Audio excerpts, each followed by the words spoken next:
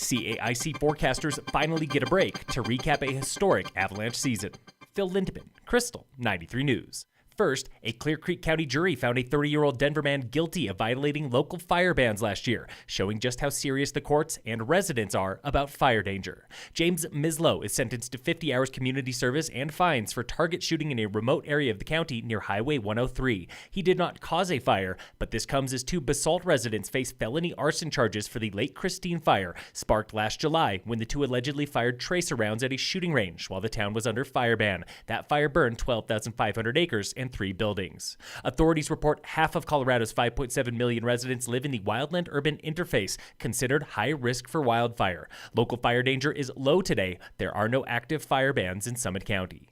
This winter was the best of times and worst of times to be an avalanche forecaster. To a person, we've never really seen an avalanche cycle like this. That was Brian Lazar, Deputy Director for the CAIC. 457 slides and counting released in Summit and Eagle counties this season, slightly more than average, but memorable for their size and impact. It was a combination of a snowpack that was fairly resilient and able to handle a big load, and then getting pretty historic storm events that overwhelmed even the deep and strong snowpack. Peak 1, 10-Mile Canyon, and the 12,000-foot peaks along Highway 91 south of Copper all saw historic slides. Those add to 150 reported across the state, large enough to change landscapes with the force of freight trains, and forecasters are still documenting thousands of smaller slides. It's almost too many to list. We just saw so many. This summer, the post-mortem begins. Forecasters want to visit every large slide path, looking at core samples from trees to know when those areas slid last. Take a post-mortem look and see the contributing factors that lead up to events like this. Certainly a lot easier to think about it now that we're all getting a little bit more sleep than we were in the midst of it all. One thing is for sure. Winter has not stopped yet, so vacation will have to be put on hold for a little bit longer. At least 10 skiers were caught and carried in wet slides this weekend alone, including several partial burials.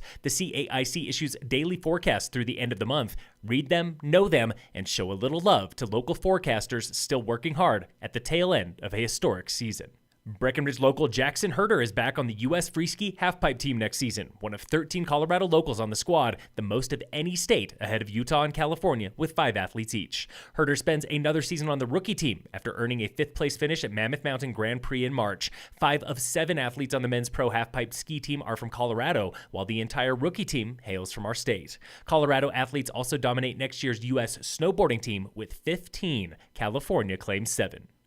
In sports, the Rockies are off today, back tomorrow for the Red Sox in Boston. And in local sports, brought to you by Wilderness Sports in Dillon, Summit High baseball season wrapped up last Friday with a win and a loss against Battle Mountain. The track and field 4A state meet begins this Thursday at Jeffco Stadium. The Vail Whitewater Series on Gore Creek continues tomorrow, Tuesday, with races weekly through early June. And the final Vail short track mountain bike race is this Wednesday, May 15th at Miller Ranch in Edwards, rescheduled from last week. Sign up for both at vailrec.com.